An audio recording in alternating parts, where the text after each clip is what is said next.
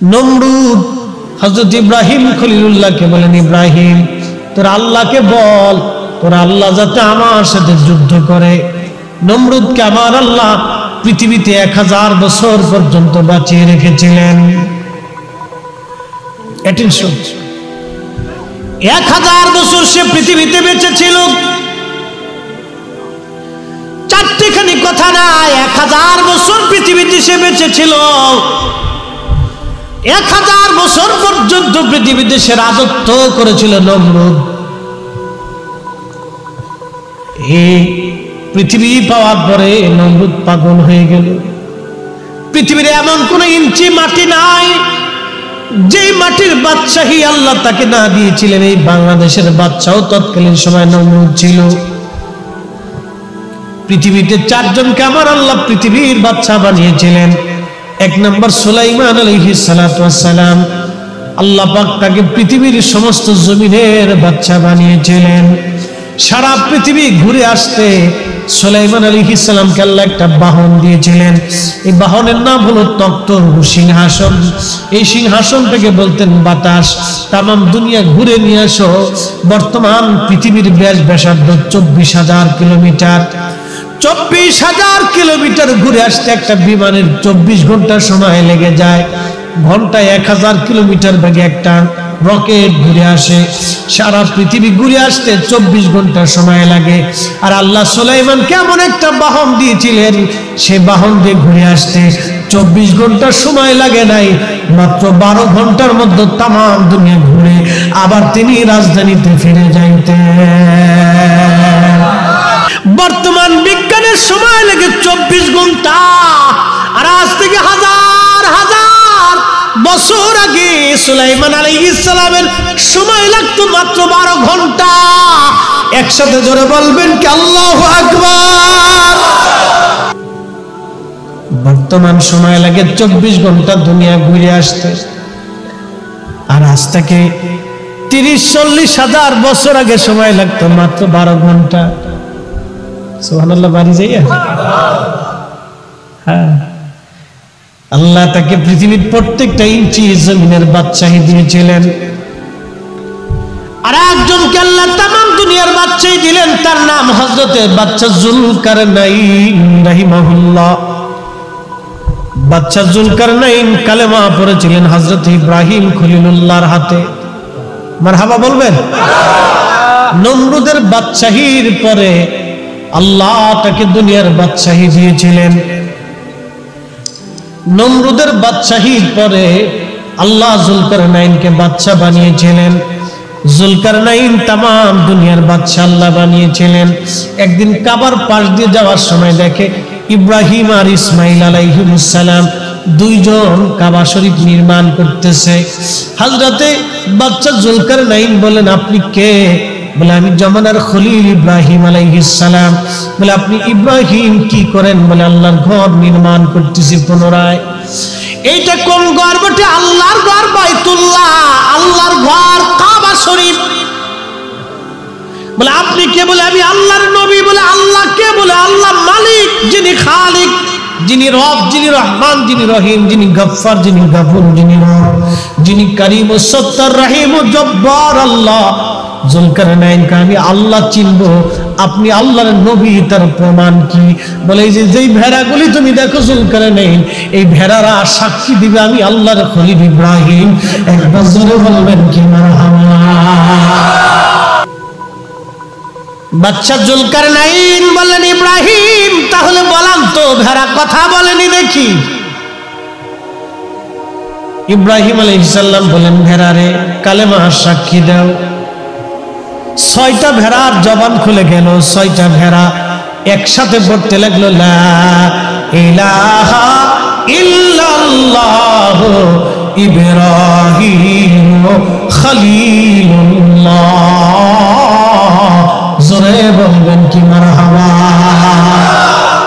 বাদশা যুলকারনাইনকে দেখো, ইব্রাহিম খলিলুল্লাহ গো, আপনি যে আল্লাহর বন্ধু, আল্লাহর পেয়ারা, আপনি আল্লাহর নবী, আর আল্লাহ যে আল্লাহ আছে আর বুঝার বাকি নাই। ভেড়া কথা বলে না, কিন্তু ভেড়া আপনার কালেমার সাক্ষ্য দিল। জুলকারনাইন বাচ্চা কালেমা পড়ে মুসলমান হয়ে গেলেন। সেই দিন থেকে আল্লাহ থেকে তামাম পৃথিবীর বাচ্চাই আল্লাহ দিলেন। পৃথিবীর এমন কোনো ইঞ্চি মাটি নাই যে মাটির বাচ্চা জুলকারনাইনকে আল্লাহ না বানাইছিলেন। কি মারহাবা।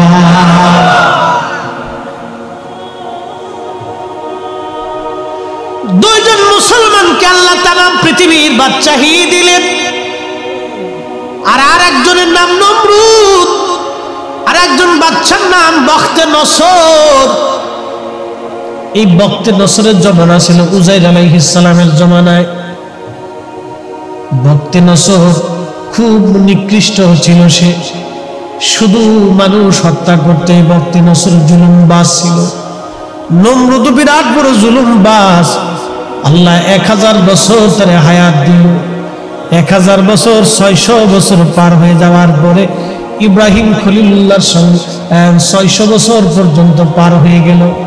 আহা, ইব্রাহিম আলাইহিস সালাতু ওয়াস সালাম, ইব্রাহিম খলিলুল্লাহ আলাইহিস সালাতু ওয়াস সালাম নমরুদের 1000 বছর আমার আল্লাহ পাক তাকে কি বললেন, 1000 বছর আল্লাহ পাক দুনিয়াতে বাঁচাইলেন।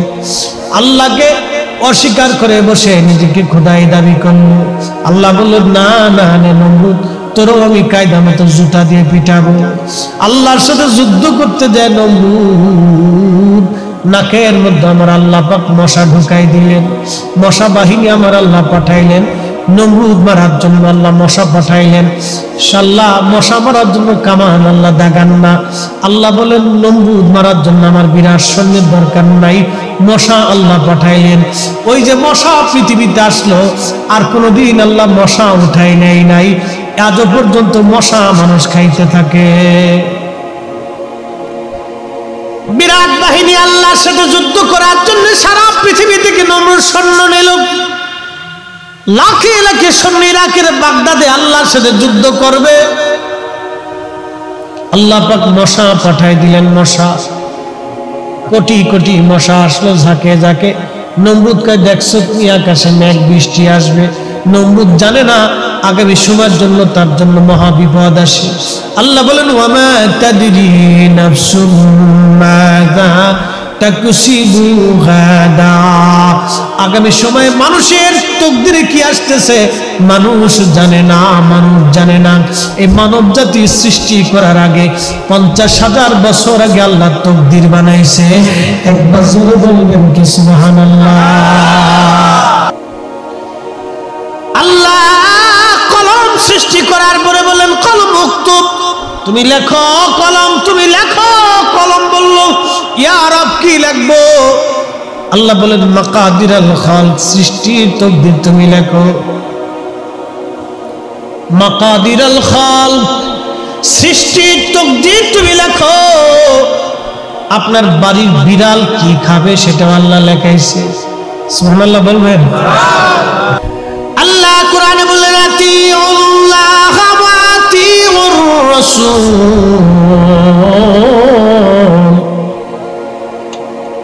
মাসালাটা 5 মিনিটে বলে যা। আতিউল্লাহ, আল্লাহর ইত্তেবা করো।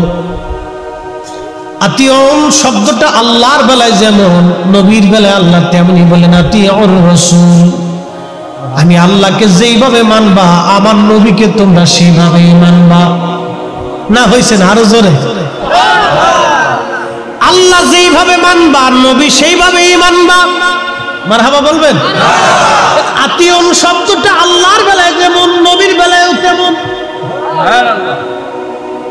লিতুমিনু বিল্লাহি ওয়া রাসূলিহি, ঈমান আনবা আমি আল্লাহর প্রতি, ঈমান আনবা আমার নবীর প্রতি। আল্লাহর উপরে যেইভাবে ঈমান আনবা নবীর উপরে সেইভাবে ঈমান আনবা। ফয়সালা কি আমাদের না আল্লাহ? তার মানে যারা আল্লাহ মানার কথা বলে নবী মানে না, ওরাই হলো বর্তমান জমানার কাজ্জাব আর দাজ্জাল। কোনো সন্দেহ নাই, কথা ঠিক কিনা? জালুয়াবাদের মুসলমান মাইকের আওয়াজ যত দূরে যায়, এরপরে আল্লাহ কোরআনে বললেন, মাইয়ুতির রাসূলা ফাকাদ আতা আল্লাহ।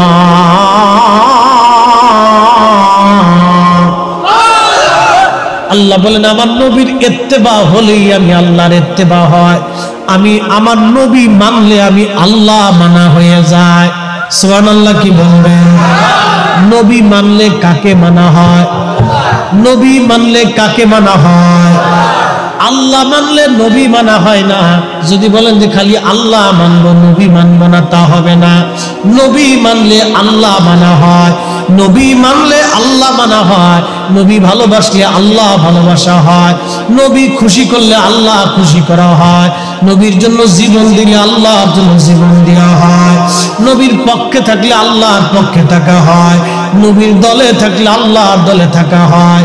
কবরে নামানোর সময় একটা দল বিসমিল্লাহি ওয়া আলা মিল্লাতি রাসূলিল্লাহ, বিসমিল্লাহি ওয়া আলা মিল্লাতি আওয়ামী লীগ, বিসমিল্লাহি ওয়া আলা মিল্লাতি বিএনপি, বিসমিল্লাহি ওয়া আলা মিল্লাতি জাতীয় পার্টি, এইগুলি কবরে নামানোর সময় বলা হবে না। একটাই দল বিসমিল্লাহি ওয়া আলা মিল্লাতি রাসূলিল্লাহ, নবীর দল, নবীর দল, নবীর দল মানে আল্লাহর দল। যে নবীর দলে থাকে সে আল্লাহর দলে থাকে। যারা আজকে আহলে কুরআন নাম দিয়ে নবীর হাদিস অস্বীকার করে ওরাই হলো দাজ্জাল। ও নবীর উম্মত, খুবই মনোযোগ দিয়ে শুনিয়া যান। এরকম কোরআনের প্রত্যেকটা আয়াতের দিকে যদি আপনি তাকান, আল্লাহ বলেন ও মাইয়ুতিল্লাহ ওয়া রাসূলহু, তোমরা আমি আল্লাহকে মানবে, আমার রাসূল মানবে, আল্লাহ মানার পরে নবী মানবে। কোরআন শরীফের 40টা জায়গায় আল্লাহ তার নামের সাথে নবীর নাম ব্যবহার করেছে। সুবহানাল্লাহ বলবেন? আচ্ছা বলেন, আল্লাহ কি ভুলে ভুলে লাগাইছে? হ্যাঁ, তার মানে বোঝা গেল যারা বলে আমরা কোরআন মানি নবীর হাদিস মানি না, ওরা মূলত আসলে কোরআন ওরাও মানে না, ঠিক কিনা? ওরাই অরিজিনাল কোরআন মানে না। আমরা যারা আহলে সুন্নাত ওয়াল জামাত, আমরা কোরআন মানি, নবী মানি, ওলি মানি, কথা কোন ঠিক কিনা?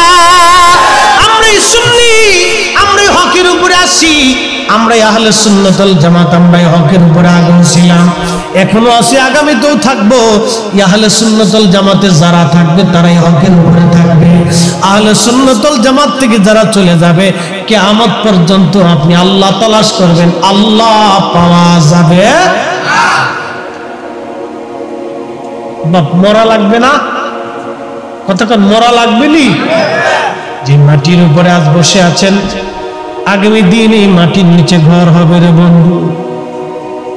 আহা, যে মাটির উপরে আজ বসে আছেন, আগামী দিন এই মাটির নিচে ঘর হবে। বাজানো, যে মাটির উপরে আজ বসে আছেন, ওই মাটির নিচে একদিন আমাদের ঘর হবে। চলে তো যেতেই হবে রব্বে কারিমের দরবারে। কি নিয়ে যাবেন? ঈমান আর আমল। ঈমানের নাম আকাঈদে আহলে সুন্নাত ওয়াল জামাত, আমল নবীজির দেখানো বাতলানো রাস্তায় আমল করলে ওই আমলটাই হবে অরিজিনাল আমল। যারা আজকে বলতেছে আমরা কোরআন মানি, নবীর হাদিস মানি না, ওরা ওই আজকের জমানার থেকে না, এদের দল কিন্তু সেই খারিজি। হযরত আলী রাদিয়াল্লাহু আনহুর জমানায় এরা ছিল, এরা বলতো আমরা কোরআন মানি, অন্য কিছু মানি না। হযরত আলী বললেন, ও দুনিয়ার মানুষ, যতদিন পর্যন্ত শুধু বলবা কোরআন ছাড়া অন্য কিছু মানবা না, আমি আলী যত সময় জিন্দা থাকবো তত সময় তোমাদের সঙ্গে আমি আলী যুদ্ধ করে যাব। এই খারিজদের সাথে হযরত আলী যুদ্ধ করেছিলেন, শুধু যুদ্ধই করেন নাই, এই খারিজ আব্দুর রহমান মুলজিম খারিজি হযরত আলীকে শহীদ করে দিয়েছিলেন। শুধু শহীদ করে ক্ষান্ত হয় নাই, জানেননি তার ইতিহাস। হযরত আলী রাদিয়াল্লাহু আনহু যখন শহীদ হয়ে গেলেন, তখন সাহাবায়ে কেরাম আব্দুর রহমানকে ধরে নিয়ে আসছে, তার পা কেটে ফেললো। পা কাটার সময় আব্দুর রহমান জিকির করে আল্লাহ আল্লাহ আল্লাহ আল্লাহ আল্লাহ আল্লাহ। বুঝেন, দেখেন ভক্ত কি জিকির করতেছে। সাহাবীরা পা কাটার সময় জিকির করে আল্লাহ আল্লাহ আল্লাহ, হাত কাটতেছিল তখন জিকির করে আল্লাহ আল্লাহ আল্লাহ আল্লাহ। এরপরে সাহাবীরা চোখ উঠিয়ে ফেলল, এই গোষ্ঠীর সাথে চোখগুলি তার ঝুলে রইল। ইমাম ইবনে কাসির আল বাদার বর্দ লেখেন, এই চোখগুলি তার এখানে ঝুলে রয়েছে, তখনও সে জিকির করতেছে আল্লাহ আল্লাহ আল্লাহ আল্লাহ আল্লাহ, জিকির করতেছে আল্লাহ আল্লাহ আল্লাহ আল্লাহ। সাহাবীরা গলা চিপ দিয়ে ধরছে। আব্দুর রহমান মুলজিম খারিজি ডাক দিয়ে বলে, সাহাবীরা আমার গলা চিপ দিলি কেন? বলে তোর জিহ্বা টেনে বের করে কেটে ফেলবো। বলে আমার জিহ্বা যে কাটবি তোরা কি দেখিস না আমি আল্লাহ জিকির করতেছি? তোরা আমার পা কাটলি, হাত কাটলি, চোখ উঠাইলি, আমি যে আল্লাহ জিকির করতেছি, তোরা আমার জিহ্বাটা কাটিস না। চিন্তা করেন কত বড় ডাকাত।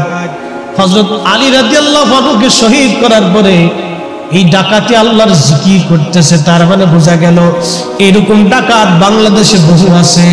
জবানে জিকিরই থাকবে কিন্তু জান্নাত হবে না, কারণ ঈমান আকীদা আহলে সুন্নাত ওয়াল জামাতের মতো হয় নাই। কথা বলে না কেন? সতর্ক করার দায়িত্ব আমাদের, বলে দিয়ে যাই উপায় কিন্তু নাই। নমরুদ আল্লাহর সাথে যুদ্ধ করার জন্য বিরাট সৈন্যবাহিনী যোগাইল। আল্লাহ পাক মশা পাঠায় দিয়া সৈন্যদের গায়ে মশায় যখন কামড় দেয় সমস্ত রক্তগুলি চুষে নিয়ে গেল। এইভাবে হাজার হাজার লক্ষ লক্ষ সৈন্য মুহূর্তের মধ্যে ইরাকের বাগদাদে সব শেষ হয়ে গেল। লক্ষ লক্ষ সৈন্য মারা গেল। নমরুদ এবার তার বেডরুমের মধ্যে বলাইছে। আল্লাহ পাক একটা ল্যাংড়া মশারের যা দাওয়াত দিছে, ও ল্যাংড়া তুই তো ল্যাংড়া, যা ভালো ডানে পাঠাবো না, তুই যা নমরুদের শাস্তি দিয়া। নমরুদের কাছে পাঠাইছে, পাশে বসে রয়েছে মশা। মশা এবার নমরুদ কয়, ওরে তোর দলে আমারে খাইছিস, আমার সৈন্যবাহিনী খাইয়া ফেলেছে, আজকে তোর বাসন নাই। মশায় ফুরুত করে নাকের ভিতর দিয়ে ঢুকে মগজের মধ্যে চলে গেছে। সুবহানাল্লাহ বলবেন? মালিক কে? আরো জোরে বলেন কে? আল্লাহু আলা কুল্লি শাইইন কাদির।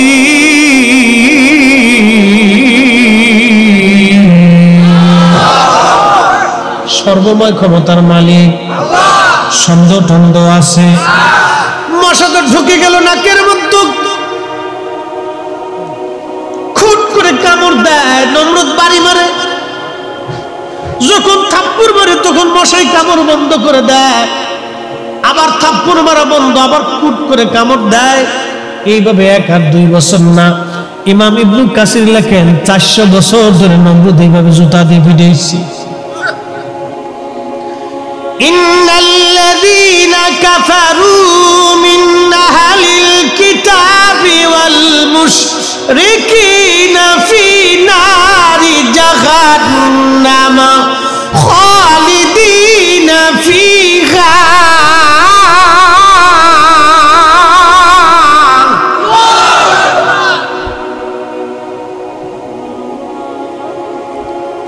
ইন্নাল্লাযীনা কাফারু মিন আহলিল কিতাবি ওয়াল মুশরিকিন ফি নারি জাহান্নাম খালিদিনা ফিহা।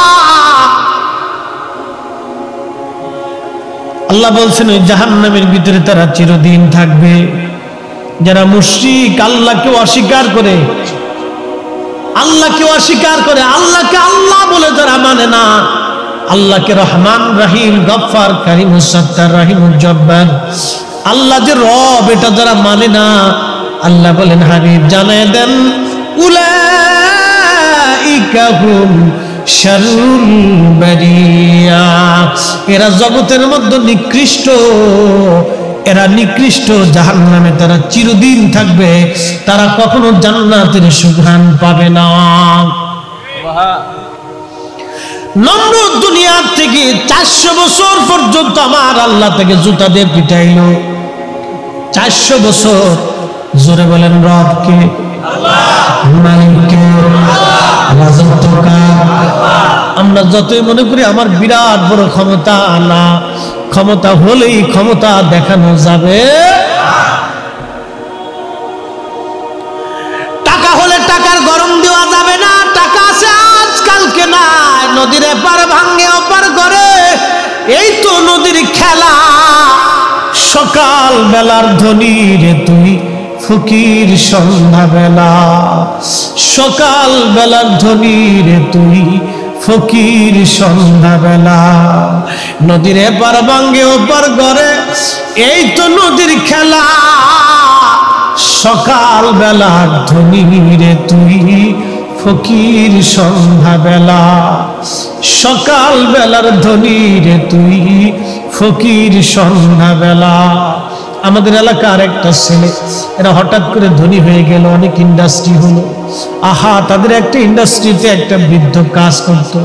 ওই ছেলেটার তাকব্বরি জ্বালাই এমন অবস্থা হয়ে গেল, ওই বৃদ্ধ লোকটাকে সে মেরেছিল। আল্লাহর কসম, এই ওয়ার সাক্ষী, বেশি দিন টিকতে পারে নাই, কোটি কোটি টাকা ছিল, বাঁচতে পারে নাই। বৃদ্ধরা যেই দিন মারছিল, থাপড়াইছিল, আহা, সেই দিন বৃদ্ধ চোখের পানি ছেড়ে বদদোয়া করেছিল।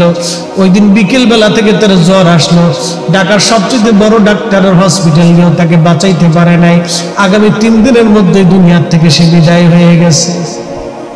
সূর্যের সৃষ্টি থেকে আজ পর্যন্ত এই সূর্যটাকে জ্বালিয়ে রাখার জন্য আমার মালিক, আমার আল্লাহ crore crore ton, trillion billion ton আল্লাহ গ্যাস ব্যবহার করেছেন।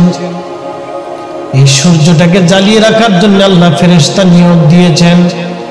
কোটি কোটি বছর ধরে সূর্যটাকে জ্বালাইয়া পৃথিবীর মধ্যে আলো দিয়ে গাছ বাঁচাইলেন, মাছ বাঁচাইলেন, নদী বাঁচাইলেন। ও বাপ, মনোযোগ দেন, একটাই নদী, একই পানি, একই পানির মধ্যে হরেক রকমের মাছ, বোয়াল মাছ, পুঁটি মাছ, ট্যাংরা মাছ, শোল মাছ, চ্যাং মাছ, শিং মাছ, হরেক রকমের মাছ, এক এক মাছের এক এক স্বাদ। মালিক আমার কে? সন্দেহ আছে? আমার দেশের অনেক মানুষ গাছের নিচে দেয়, সেজদা দেয়, ভাবো গাছই দাঁড়ে দেয়। কেউ পাথরের সামনে যে মাথা নত করে পড়ে, ভাবে পাথর আমারে দেয়। কেউ আগুনের সামনে যে মাথা নত করে পড়ে, ভাবে আগুন আমারে দেয়। শয়তান হাসে আর কয়, না রে না, তুই তো বোকার জগতে বাস করো। গাছেও দেয় না, মাছেও দেয় না, পাথরেও দেয় না, মূর্তিও দেয় না, কিছুই আপনাকে দিতে পারে না। যিনি দেন ওই রবের নাম কি? আরো যারা বলেন কে? সন্দেহ আছে? নাই। এই জন্য আল্লাহ বলেন, বান্দা তুমি আমারে ভয় করো, হাক্কা তুকাতিহি ওয়ালা তামুতুন্না ইল্লা ওয়া আনতুম মুসলিমুন।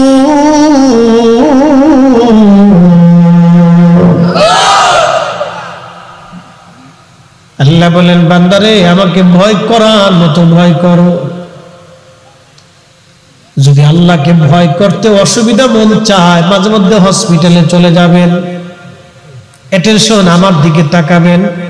জালুয়াবাদের মুসলমান আমরা, এখানে সবাই সুন্নি মুসলমান, আকীদার মধ্যে কোনো ভেজাল আমাদের নাই। কি কথা কোন ঠিক কিনা? যদি বলেন হুজুর আল্লাহ বুঝতে চাই না, আল্লাহ যদি বুঝতে চান হসপিটালে চলে যাবেন, ডায়াবেটিস হসপিটালে যাবেন, হার্ট হসপিটালে যাবেন, পঙ্গু হসপিটালে যাবেন, বার্ন ইউনিটে যাবেন, ঢাকার বড় বড় হসপিটালগুলিতে যা দেখবেন কোটি কোটি টাকা আছে, কোটি কোটি টাকা আছে, কিন্তু হাত নাই। কোটি কোটি টাকা আছে, চোখ নাই। কোটি কোটি টাকা আছে, শক্তি নাই। কোটি কোটি টাকা আছে, কিন্তু হাঁটার মতো ক্ষমতা নাই। বলেন মালিকের নাম কি? ভয় করার মতো তুমি ভয় করো, বান্দা, ভয় করার মতো তুমি ভয় করো। আহা, পূর্ণাঙ্গ মানুষ আছে, জবান আছে, কিন্তু আজ ভাষা নাই। কোটি কোটি টাকা,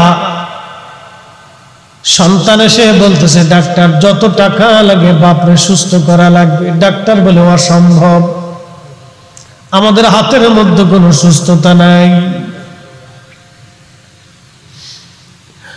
হ্যাঁ, যেন আমাদের মুসলমান, মাইকের আওয়াজ বহু দূরে যায়। আজকে রক্ত গরম বিদায়, অনেক সময় যারা রক্ত গরম হয় দেখবেন ধরাকে তারা সরা জ্ঞান করে, মানুষকে তারা মানুষ মনে করে না, মুরব্বীদেরকে সালাম দেয় না, সম্মান করেন। আমার অনেক যুবক ভাইরা আছে, কি কথা কানা আছে না নাই? বাম হাত দিয়ে সিগারেট টানতে টানতে চলে যায়, মানুষকে মানুষই মনে করে না। আগে আমরা দেখছি আমাদের বড় ভাইরা মুরব্বীরা থাকলে রাস্তা দিয়ে যায় নাই, মুরব্বীরা বসলে ওখানে বসে নাই, মুরব্বীদেরকে তারা সম্মান করত। আল্লাহর নবী বলেন উম্মত ইমাম মাহদী দুনিয়াতে আসবে। ইমাম মাহদী আলাইহিস সালাতু ওয়াস সালাম দুনিয়াতে আসার আগে মুরব্বীদের সম্মান যুবকরা দিবে না। যখন দেখবা মুরব্বীদের সম্মান যুবকরা দিবে না, যখন দেখবা জ্ঞানীদের মর্যাদা সমাজে থাকবে না, তখনই বুঝবা ইমাম মাহদী আলাইহিস সালামের আগমনের সময় ঘনায় গেছে। আজকে ঠিক তাই, মুরব্বী আছে কিন্তু সম্মান নাই। মুরব্বীদের সম্মান আজকে আমাদের দেশের ছেলেরা দিতে চায় না। সে স্বরাজকে ধরা জ্ঞান মনে করে নিজের শক্তিটাকে প্রাধান্য দিয়ে ভাবে আমার তো অনেক শক্তি, কিন্তু না, আমার মালিক যেই দিন ধরবে এই শক্তি ক্ষমতা কোনো কাজে আসবে না। কোটি কোটি টাকা আছে, কোটি কোটি টাকা আছে, বাবা ক্যান্সার রোগে আক্রান্ত, সুস্থ হওয়ার মতো কোনো সুযোগ নাই। কি কথা বলেন, আছে না নাই? আছে বাবা, খুব মনোযোগ দিয়েন। এই জন্য আল্লাহ কোরআনে বলেন ইন্না বাতশা রাব্বিকা লাশাদীদ, আমি মালিকের ধরা বড় শক্ত ধরা, আমি ধরলে আর সারাসারি হবে না। আল্লাহ কসম করে বলি, ও তার কবরের পাশ দিয়ে আমার বাড়ি যেতে হয়, কবরের পাশ দিয়ে আমার বাড়ি যেতে হয়, আমার বাড়ি ঢুকতে তার কবরের পাশ দিয়ে যেতে হয়, টিকতে পারে। কোটি টাকা থেকে বাঁচাইতে পারে আল্লাহর কসম, এই মাহফিল বাঁচাইতে পারে। নদীর এপার ভাঙ্গে ওপার করে, এই তো নদীর খেলা। সকাল বেলার ধনী রে তুই ফকির সন্ধ্যা বেলা। কুলিল্লাহুম্মা মালিকাল মুলকি তুতিল মুলকা মান তাশা।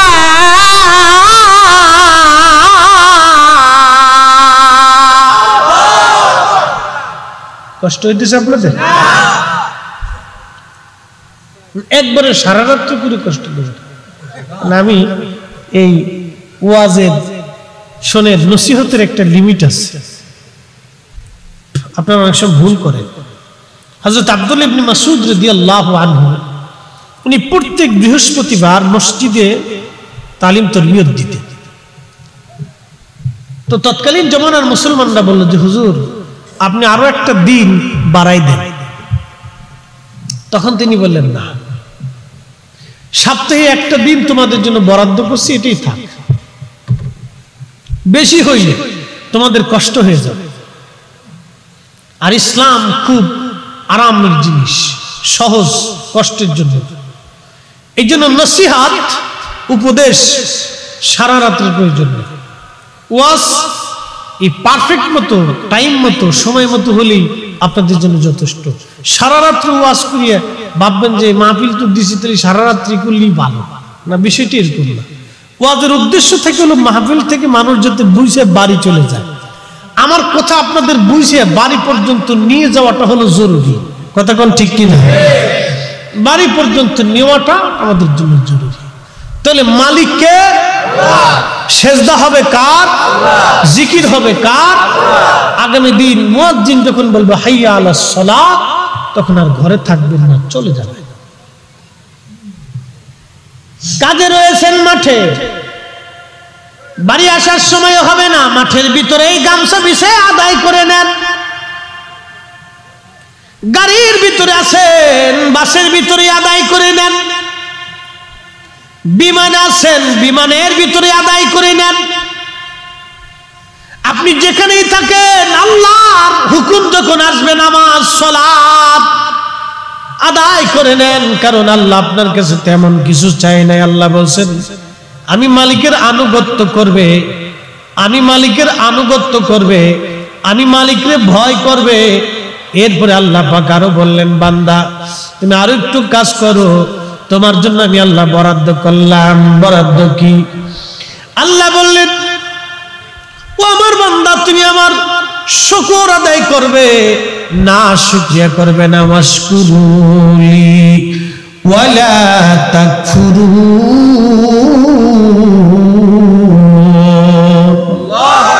বান্দারে আমার শুকর আদায় করবে না শুকরিয়া করবে না। আমি আল্লাহর শুকর আদায় করার পরে দুনিয়াতে আরেকজনের শুকর করবে।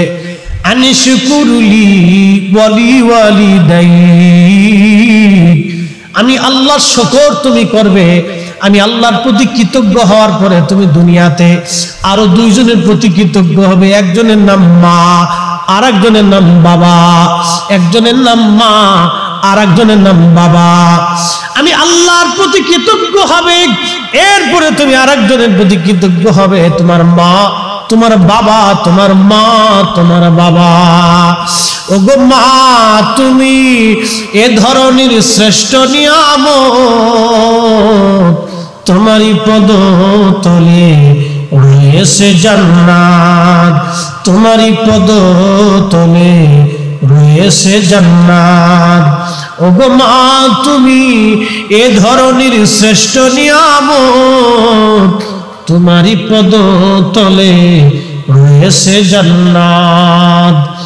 এখন মা বাবার শুকর কিভাবে আদায় করবেন আল্লাহ কোরআনে শিক্ষা দিলেন। আমার সাথে পড়েন, রব্বিরহামহুমা কামা রব্বায়ানি সগীরা। একসাথে পড়েন, রব্বিরহামহুমা কামা রব্বায়ানি সগীরা। এখন আমার দেশে একদল আছে দোয়া মানে না। কি কথা করেন না, বুঝেন না? একদল আছে দোয়া, জোরে বললাম, দোয়া মানে না। যে দোয়া মানে না, সে বাবা মার জন্য দোয়া করলো কখন? তার মানে বোঝা গেল পিতা মাতার প্রতি শুকরিয়া নাই, ওটাই অকৃতজ্ঞ